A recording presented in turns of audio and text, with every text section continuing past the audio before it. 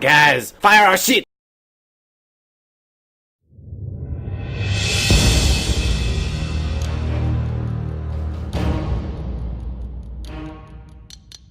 Well, howdy folks, and welcome back to your home port. There's a number of new U.S. premium cruisers being tested right now, and I'm going to go over USS Columbia for you today at Tier 8. USS Columbia was kindly provided to me in order to make this preview for you, and must be considered a work in progress still at this point, meaning that what I show you here today may not be the finalized version of the ship when it is finally made available to the public. As it stands right now, Columbia feels like Cleveland. You know, it is a Cleveland-class ship. It's familiar, but it's been amped up in certain areas in order to make it competitive at Tier 8, most notably in the artillery, rate of fire, turret rotation, and, that sort of thing.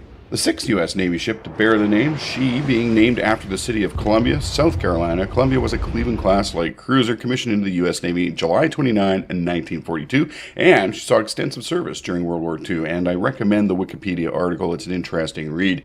At the end of the war, she and almost all of her sister ships were decommissioned and never saw active service again, Columbia herself finally being scrapped in the early 1960s. Columbia has a low survivability rating when compared to several other Tier 8 cruisers, with just 36,900 hit points, torpedo damage reduction of just 7%, and being a light cruiser, not a lot of armor. Citadel plating ranges from 25 to 127 millimeters, and a very large portion of it, as you can see right here, sticks up out of the water just a little bit, making it very susceptible to being severely damaged by broadside impacts, so you need to watch your angling carefully with this ship. Bow and stern plating, 25 millimeters, it will theoretically protect you from 14-inch guns, but the extended deck plating provided by auxiliary room armor of 25 millimeters will not, against the trajectory of long-range fire. Main battery and their barbettes are quite well protected when compared to other Tier 8 cruisers, with 38 to 165 millimeters protection, and the superstructure, it's mostly comprised of an unremarkable 16 millimeters, except around the conning tower with 127 millimeters vertical and 51 millimeter horizontal protection. And while Cleveland at Tier 6 feels quite durable, at Tier 8, this profile will see you in Davy Jones's locker in no time if you're not very careful.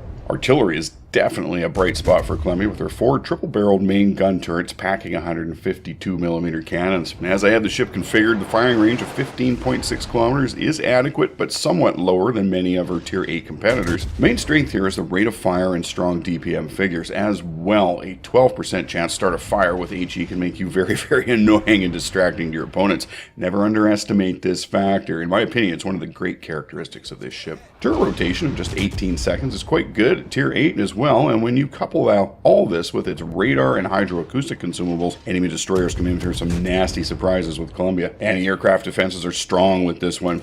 As I have the ship configured, Columbia is packing an AA defense rating of 79, and I can attest to the effectiveness as she swats Tier 8 carrier planes from the sky.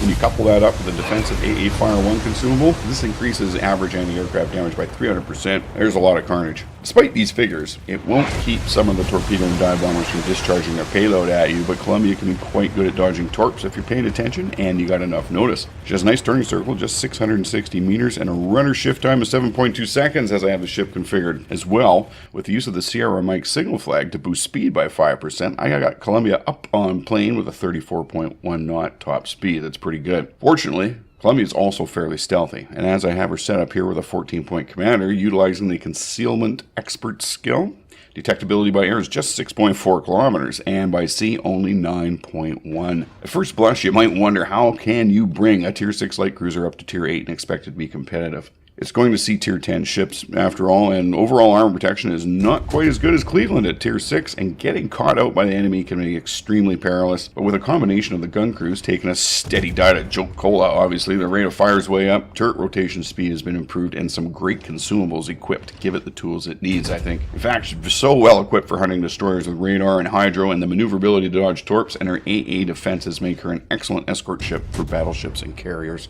Well, folks, there you have it. If you enjoyed this video, please leave a like down below. If you really enjoyed this video, hit the subscribe button. Let me know in the comments.